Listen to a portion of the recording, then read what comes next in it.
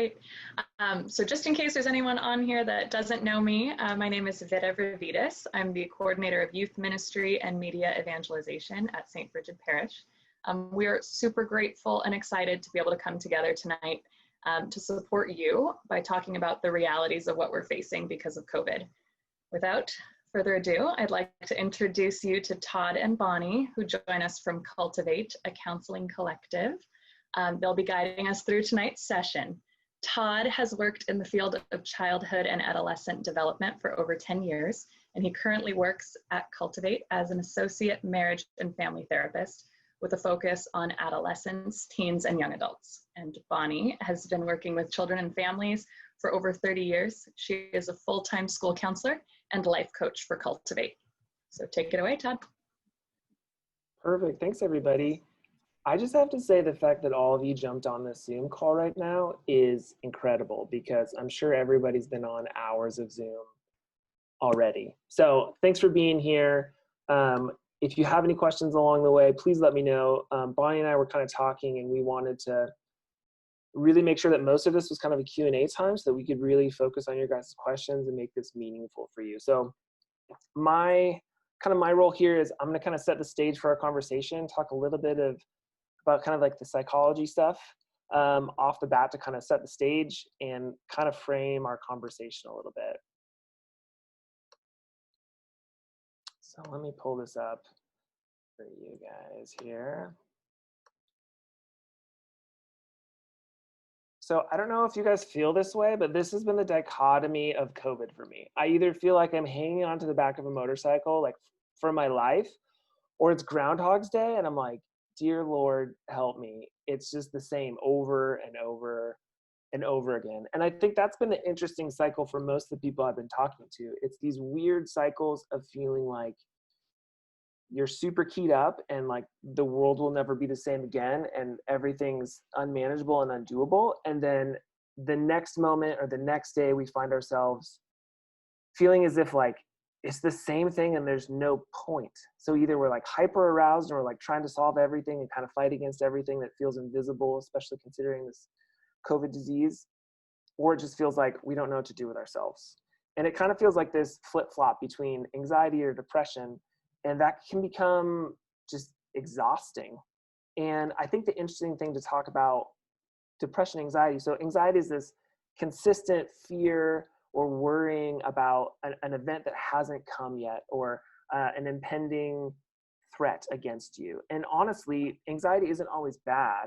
If we think about us developing as humans, anxiety can be really helpful to protect ourselves against dangers, against, if we're out on the plains and there's a tiger coming.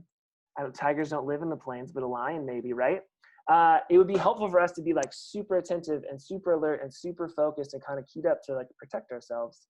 And then on the flip side, we have depression, which is like the sense of meaningless. And I wanted to kind of frame the sense of anxiety, whether it's like clinical anxiety or just this felt sense of being like, I'm always on.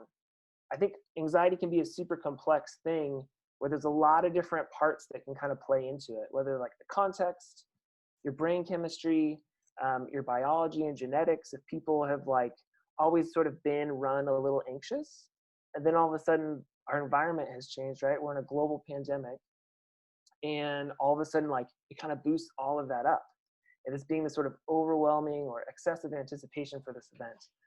So when you think about this, some of the things I'd like to kind of plant seeds for are these idea that there are things we can change and there's things that we can't change. And some of the things that can be helpful to be thinking about as we try to create patterns and habits in our day is that things like medicine, exercise, substance, technology, and sleep all play a large proportion, and those are things that we can have control of.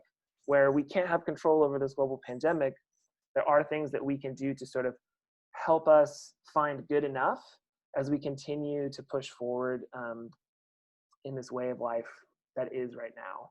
And I think along with that, it can be easy for when these things come up to say, oh, I shouldn't feel this, or it's this again. But I encourage everyone to try to be just mindful about what's happening instead of it being like something that's wrong with you. It's like, oh, it's interesting. that I'm feeling this again, or it feels like, oh, like for example, I had a day where I didn't talk to a single human above the age of 5. And then all of a sudden it was 4 o'clock and I was like, why do I feel horrible about everything? And part of it is I was like, I had no connection with anyone. But it just sort of like felt like this fog came in until I had some perspective to think about it. So here's a little bit of an interesting thing I would love to talk about in terms of like anxiety cycles. Sort of at the top of this cycle is this idea that anxiety happens. So it's like the pandemic, or you have a paper due, or you forgot your paper was due. And it tends to move to a place of avoidance where you kind of temporarily, for me, it's like, I'm going to go watch a show. I'm going to eat some delicious food that probably isn't very good for me. And it suspends this like crazy fear or anxiety that's coming up, and it has a short-term relief. But the problem is we continue to push anxiety down, at least the anxiety we can deal with.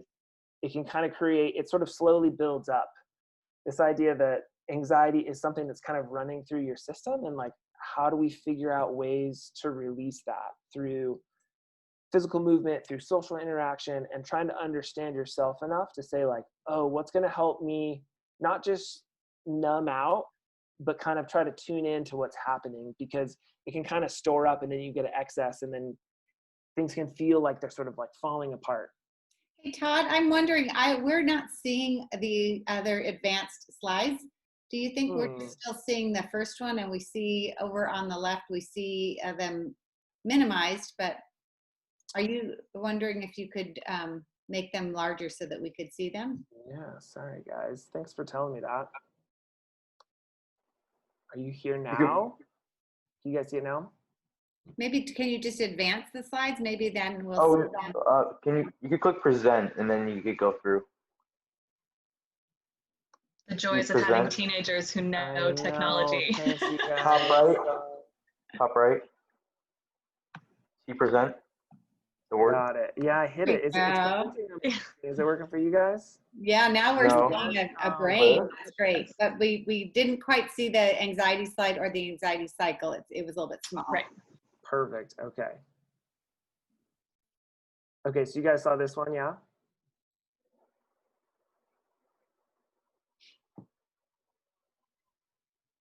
So here's kind of like the general information about anxiety.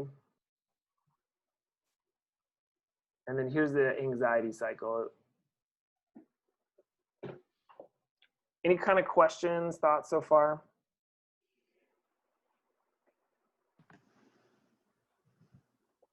We're not seeing it. I just see safety, connection, and the brain. So if you want to move into the brain, we've got that one's up right now. You guys got that one? Fantastic. Yeah. Okay, you guys, here's the deal. We'll just do this. I'm just going to look at you guys. And yeah, okay. So essentially, like, the whole idea with anxiety and our brain is the sense that if you think of your brain as a fist, your front fingers, your prefrontal cortex, this is the idea that like you do all of your cognitive homework, things like that with this. But underneath that is your amygdala. And this is where all of your emotions are stored essentially. And it's really close to the brainstem. And it's also sort of where your fight, flight, freeze response happens. And so one thing that can happen if we're continually in this cycle of depression and anxiety is the sense that we flip our lid, right? So our prefrontal cortex completely shuts off. And we're just sort of stuck in this rapid state of trying to be in survival mode. And so some of the things that can really help us bring ourselves down are finding common connections and sort of rituals to mark time with each other and with our family. And so one of the baseline understandings of coming off of the fight, flight, freeze response is sort of this overarching concern about the pandemic and all the things that are happening, is trying to find creative ways to find connection and to mark time throughout your week so that it doesn't just feel like it's Groundhog's Day over and over again, and finding ways where you can connect and things can feel normal. So whether that's finding time in nature or finding a friend who's in your bubble, who you can go on a walk with and consistently have sort of a scheduled time to do that is super helpful.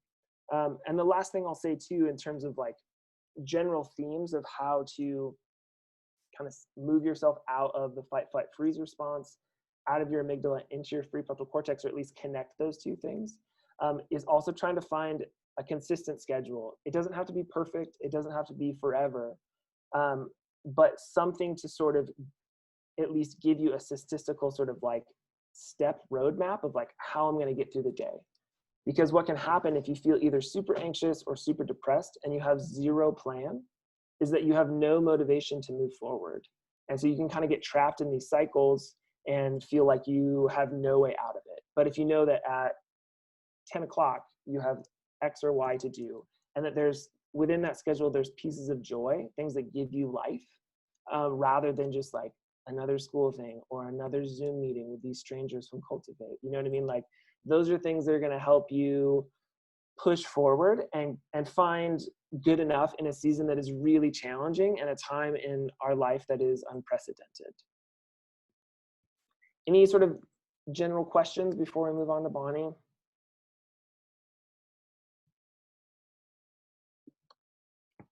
I love that, what you shared, Todd. That was, I didn't know exactly what Todd was going to share. And it's so funny because I had the exact same parts of it that were the exact same thing I felt like was important to share with you all.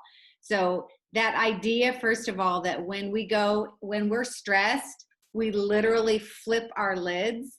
And we know that we're flipping our lids because we lose all the functions up here. How many of you, maybe just like raise your hand a little bit, how many of you have ever been in a moment where there's so much stress that you can't remember a password, or you don't know the day of the week, or you can't make a simple decision? If you find yourself in that place, it's because your lid has flipped and you just can't function the way you would if you were calm. So all of us on some level right now are experiencing a little bit of that. A couple other things I just wanted to add. Raise your hand. I'm just curious because I love those memes that you were showing, Todd. Raise your hand if you're more of a, I'm hanging on for dear life.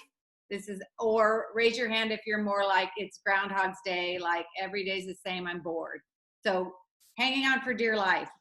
Raise your hand or maybe give me an icon. Okay.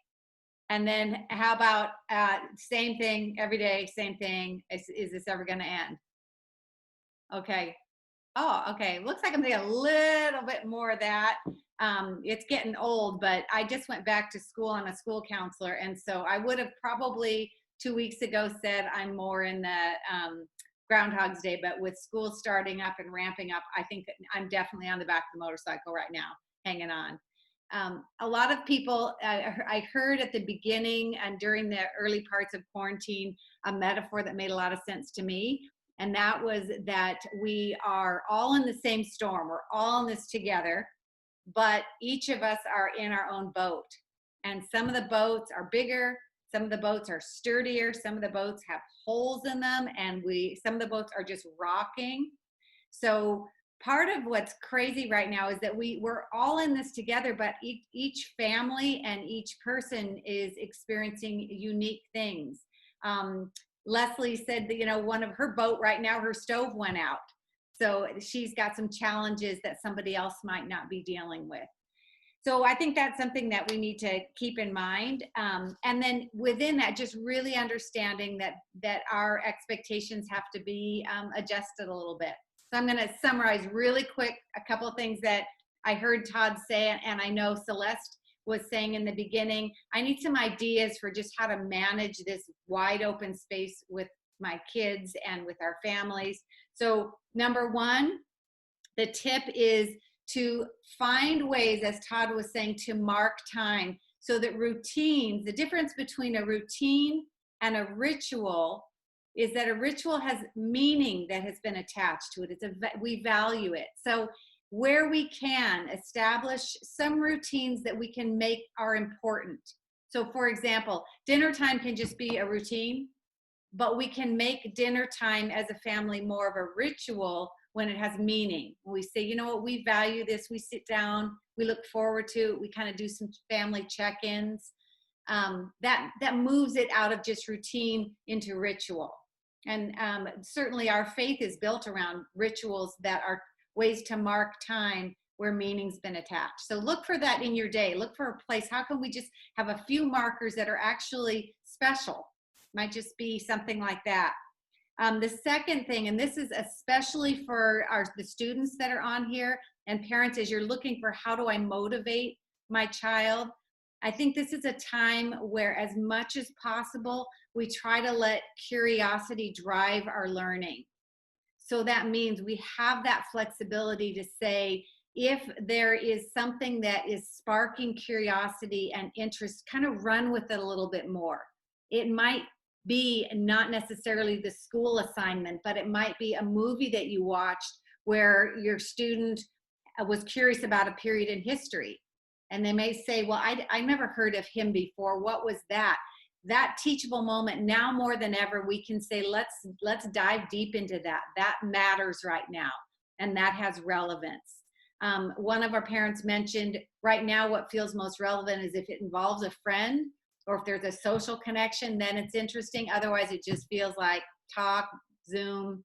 So we look for that. Sometimes, particularly for teens, it can be that social connection, but there's other things as well. It might be cooking. It might be, again, something that you just had the opportunity to be introduced. So don't be afraid to say, this is a time to run with that curiosity.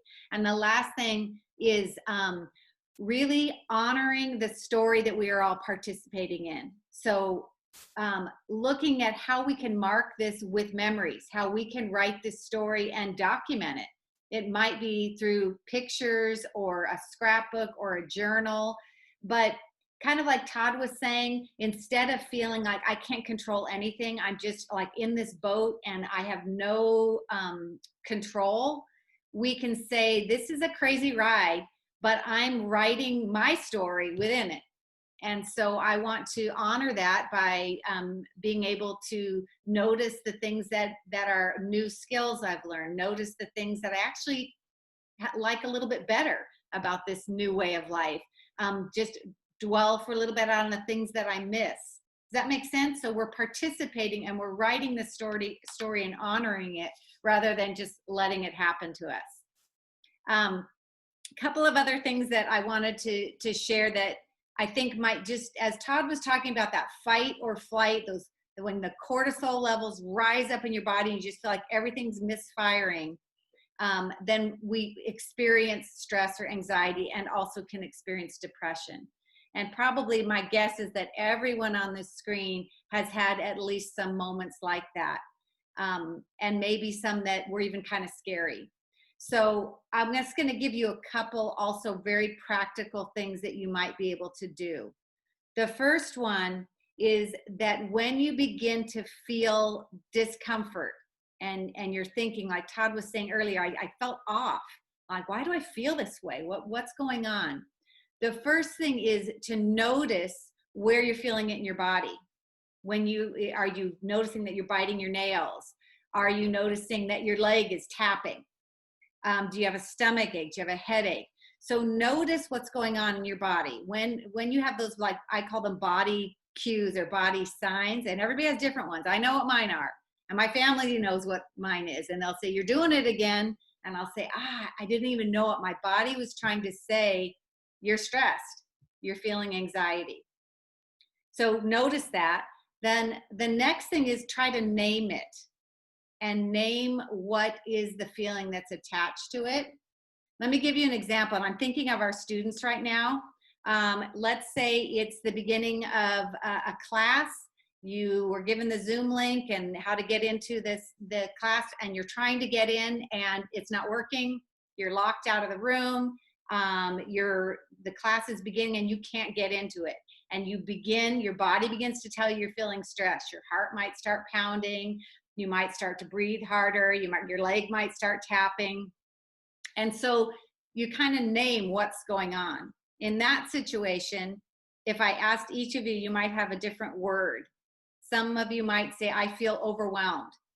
Someone else might say, I feel sabotaged. I'm trying my best to get into this class and it's messed up.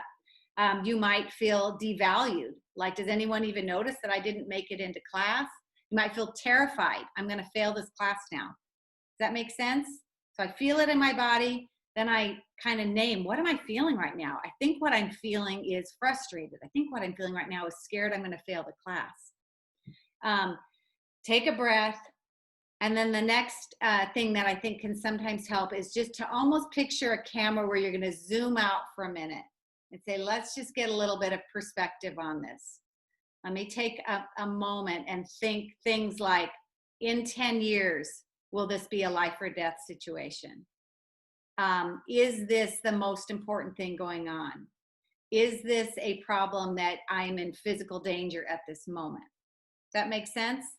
Sometimes zooming out and not being as present is actually a good and healthy thing. It helps to reduce our anxiety because we can get a little bit of perspective. And then you just say, what's the next best thing I can do in this situation? So those are just 4 kind of tips. I'm going to try to screen share with you. There's so much going on, and there are some times that these days can just kind of blend into one another, and we wonder if did we even do anything today? And did the day matter? And so I just want to share with you a tool that I have found helpful. And then after this, I'd love to just interact with you a little bit. So this is just an acronym. Can you all see this screen? Todd, can you see the screen that I have up there? Looks good, Bonnie. Okay, great. All right. So this is what I say: when all else fails, no matter what's happened during the day, try to do these 4 things. And you'll see that the acronym is HOPE. The first one stands for H, and that means do something for your health. Just drink a little more water. Take a walk if you can. Just put the second donut away and only eat 1. It doesn't have to be a massive workout or a sugar-free diet the whole day, but just something. Just think about, maybe it's a nap. So at the end of the day, when you're looking back, you may be able to just take stock of and say, did I do something positive for my health? The O stands for doing something for others, because when we get into a place of being maybe hyper-focused on our own situation, our own self, then that can sometimes lead to depression or anxiety. So sometimes the best thing you can do is say, you know what, I'm just going to go send a text to a friend, or I'm going to bake some cookies and take it to someone else and get out of your own situation. The P stands for being present, but it can also stand for perspective when you need to zoom out. Sometimes being present is actually creating more anxiety and you need to zoom out. But for sure, perspective implies gratitude. That's always going to be, gratitude is never bad. Gratitude is always a good thing. And then the E stands for just identify something that you can be expectant about, something that you can look forward to. So that's my quick acronym. If you have your phone and you want to screenshot it, but we've recorded this, that helps me at the end of the day to be able to say, if I at least hit most of those, then chances are then I can say that it was a good day. Even if all my technology got messed up, even if I got nothing done, even if I didn't get to see any of my friends, if I could hit most of those in hope, then that's probably going to sustain me so we can do this again tomorrow. I hope that makes sense to you. So let me pause there. That's a lot of talking. I would love to just kind of interact with you a little bit at this point. And I'm going to take a chance first, and maybe we might kind of do something that's sort of like popcorn sharing or invitation. So I'm just going to ask Vida, of what you heard Todd and I share, what did you like, or what landed for you? Your 4 practical steps of notice your feelings, name your feelings, take a breath, gain perspective, and then pick like the next best action. I think that's something particularly worthy of any day. You know, right now it's really good to start practicing that, because when we do it in the hard times, it's more natural to become just part of our lifestyle. And I just wanted to add that, like, in the naming your feelings, the more specific you are, the easier it is to heal that feeling if it needs healing. That's so good. Yeah, we have to move past I'm bored. We got to move into something a little bit deeper. I'm feeling, you know, overwhelmed or sabotaged or betrayed. That's going to be more specific. Vida, do you want to invite, or unless if anyone wants to, otherwise, you know our friends here, you might want to popcorn it to someone and invite if they'd like to share. I don't want to put anybody on the spot, but gosh, Celeste has already shared, so I'm going to give it to her and let her see what stood out to her today, or if something else. Probably the number one thing that stood out is something that you shared, Bonnie, which is it's something that I practice, but I need to remind myself is health. I do something for my health every day, because the more I care for myself, then I could care for others and be available to others. So if I'm not taking care of myself, I can't show up in my best way. And then gratitude is huge. Last week I had just a really rough week, and every evening I have a gratitude journal, and I share that with a couple other women, and that holds me accountable. And I knew I was having a bad week, because I always put minimally 3 things I'm grateful for. And the last thing I said, I'm grateful that this day is over. And I thought, wow, that's a really bad attitude, but that's the place that I was at. And then helping others, so that gets me out of myself. And I'm fortunate that I chose a profession that's what I do on a regular basis. So a lot of times when I help others, and I'm humbled on how blessed I am in my life. And so that's very helpful, is that if I know I'm having a bad day, to pick up the phone, talk to someone, find out how they're doing, whether it's a friend or a relative.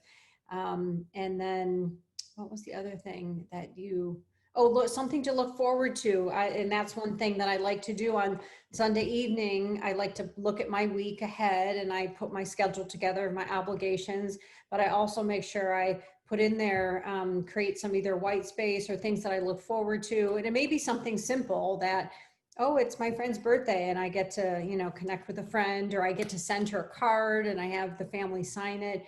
And that's giving joy, makes me feel good. And sometimes then I say, oh, I'm grateful that I send some birthday cards out, or some, new baby cards or something. So those are the type of things that they're just tiny little gems, but I don't feel like it's Groundhog Day, and I don't feel like I'm holding on. I'm not working virtually. I'm leaving the house every day. So I have a somewhat normalized schedule, but it's harder because everyone else is home more. And so the flexibility has been good in many ways. And I'm trying to look at the things I'm grateful for, but just trying to not waste the gifts that we are being given in 2020. There's just a shift, and I want to make sure that I use this to my advantage and use that time. So your acronym of HOPE, I think, was hit home for me. So thank you. Thanks, Celeste. In the chat, one of you said it's hard because things keep constantly changing.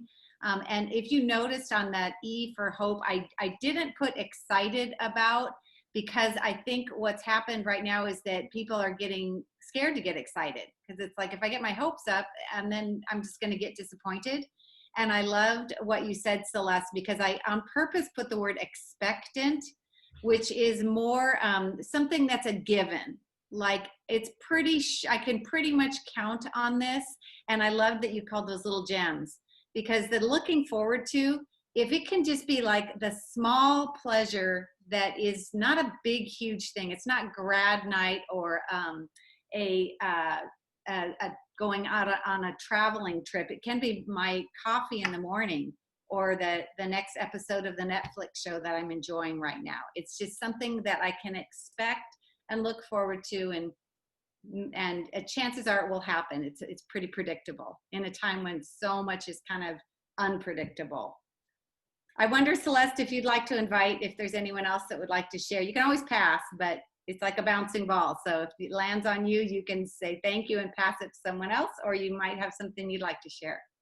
I'm going to pass it to Leslie. Thank you, Celeste. It's nice to see you. I'll share that my family is really having a hard time having any fun. It's tough to stay at your house and isolate and not do the things that you would normally do. The summer for us is usually trips away, visiting family and friends. And unfortunately for my 4 kids at the house, my mother-in-law has stage 4 cancer. She lives down the street. We are totally in our own little 6 bubble in our house address, and that's it, because we would like her to stay alive as as long as possible. And that's really been quite stressful for everyone, because you think about someone, and I know there's kids on the call today. You're 15-year-old. The last thing you want to do is not be able to see your friends when you go back to Cathedral for school, because you might get COVID, then your mom might get COVID, or your dad, and then your grandma dies. And so it's really been hard for us to do anything fun. For me, I tried to keep thinking up new things to do with my kids, and they ignore me. They completely don't join me. So I'll share, this is the most recent one. The tent is in the backyard for sleeping outside when it's hot. So far, the only one is me. I sleep out there in the big tent by myself, but I keep trying to give them something else to think about that's not so important or heavy, that's just fun. And you know what, Leslie, I love that you're like, you know what, I might be in the tent alone, but I can do this. That can be your expectant for today, is that you've got that little piece of fun. Yeah. Let me tell you, the first night I was terrified. There were police everywhere, coyotes, a skunk. I'm like, this is just awful. And then my joined me the second night and I was better. But boy, yeah. The first night, I'm like, this is PB. How can I be so afraid? That's fun. Thank you for sharing that. Do you want to bounce it, Leslie? If Sandy Watts is still on, how about Sandy?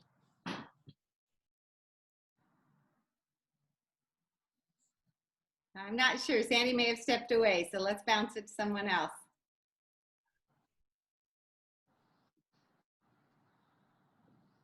How about Frank? I'm going to invite you, Frank. Do you want to share, or do you want to pass to somebody else? Okay, I just unmuted. Is that all right? Yeah. All right, well, thank you very much. Yes, the HOPE acronym, I think, was very meaningful. I'm going to see if I can print that and put it on the refrigerators for my 16-year-old daughter, as well as myself and my wife. And I did chat, but I thought the most important line in there is helping others, because as soon as we help others, it helps us forget about our anxieties, our worries, and our problems. Yeah, thanks, Frank. Who would you like to toss it to? Well, let's see, who comes alphabetically after F, whoever that would be. Let's be good students here. Whoever is in the alphabet after F, it's all yours. That might be Julian, if I've got my alphabet right. Julian, are you on with us? Yes. Did anything? I wasn't, I couldn't really think of anything. I just came here to join, just to hear everyone, just like check up on everyone. That's great. I'm glad you did. Well, you can pass it to somebody else. Is there someone else on the street you'd like to check in with?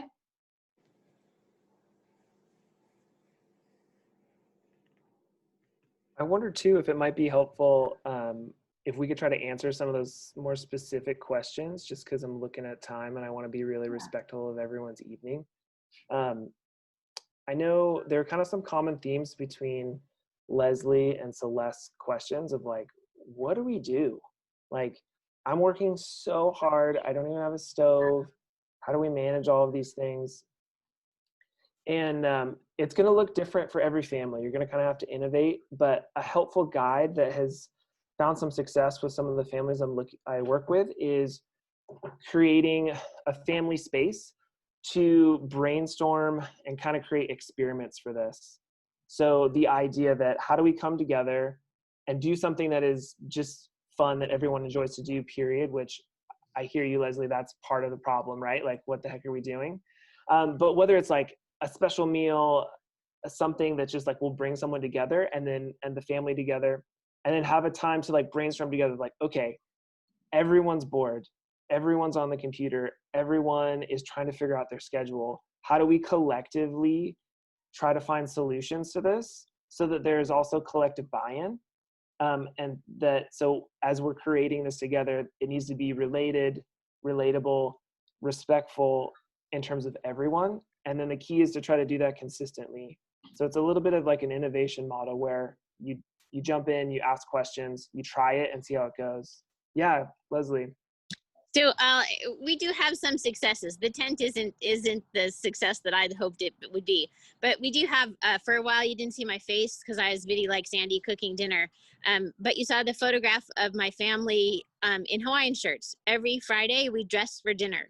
So if you come to the table and you're not in your Hawaiian shirt, turn around, go back and get your Hawaiian shirt. So we dress every Friday. That way, we know when the weekend starts. And we've been having, it's a blessing because two of my kids are back from college, and we've been having family meals, all 6 of us, dinner every night since March 13th. It's pretty awesome.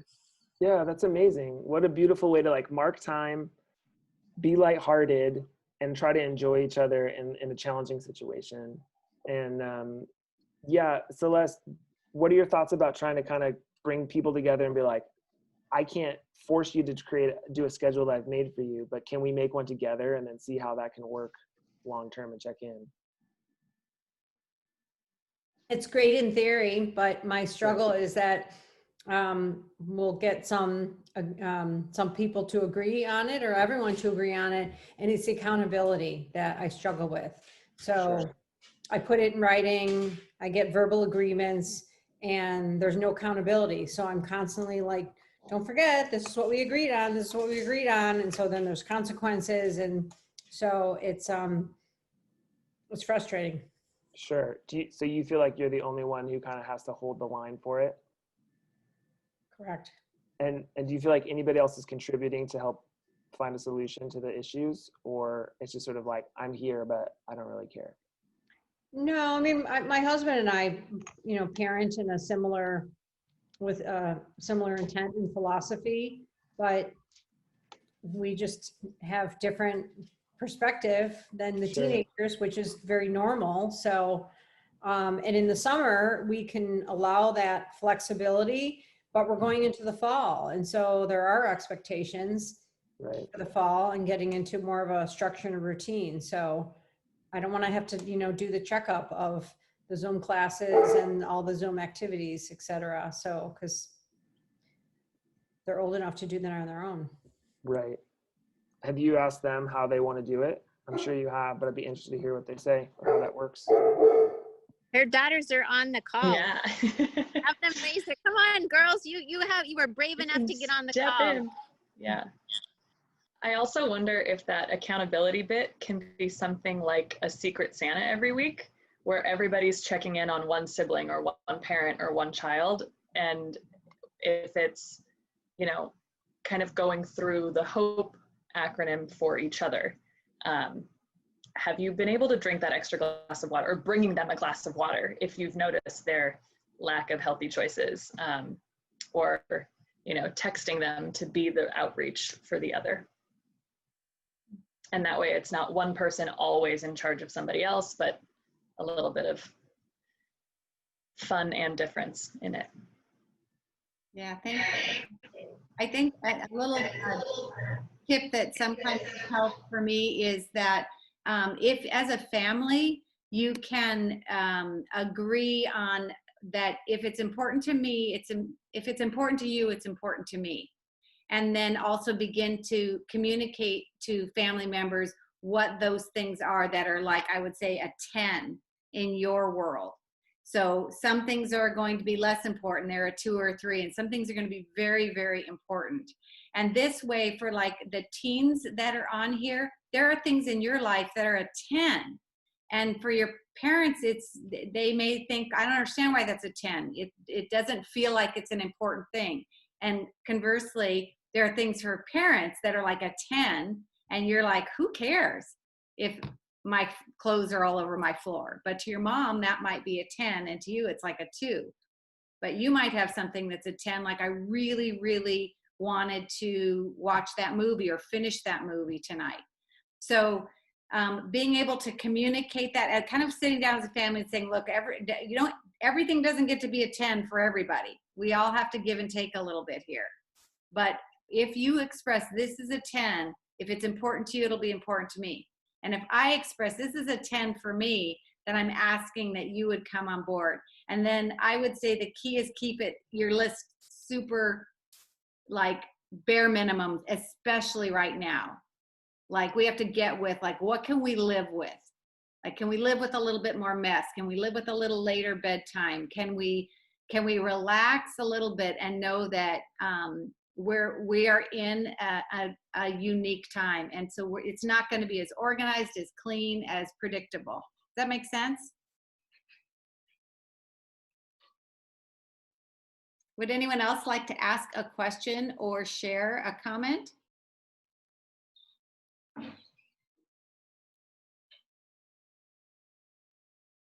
Okay. How are you feeling? I hope that there was something that Todd or I shared tonight that may have helped you to have a new idea or given you a little bit more of an understanding of how the brain works and how anxiety and depression can interact with our bodies.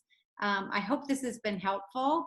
And Vida, I would love to thank you very much for inviting Todd and I to kind of step into your community and your world for a few minutes tonight. And it was a pleasure to interact with you. And again, we are in this together in our own boats or tents, I guess. Some of us are in tents. But yeah, thank you so much for joining us. We've had a few events with Cultivate over the last few years, and it's been a blessing every time. You guys really do a lot to reach out to our community and serve us well. So thank you. Thank you. And also just to let you know, we do offer counseling services. So if you or a family member are looking for someone to kind of process some of these things, we definitely would love if you'd reach out.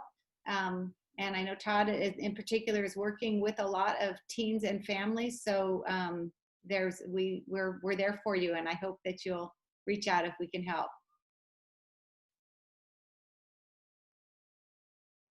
Okay. Any last thoughts? And then Vida, shall we say goodnight? Yeah, if anybody wants to share anything, doesn't have to be a question, just maybe one highlight that you've experienced during this time. Bring positivity back into it. Thank you for those comments. By the way, I will let you know that we will have a YouTube link to the recording if there's people you think might benefit from this as well.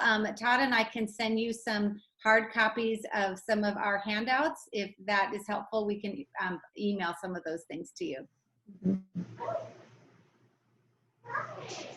All right. Anything you want to add, Todd, before we send everyone off? Yeah, thank you, everybody. I hope you have a great night. Appreciate your time and the space.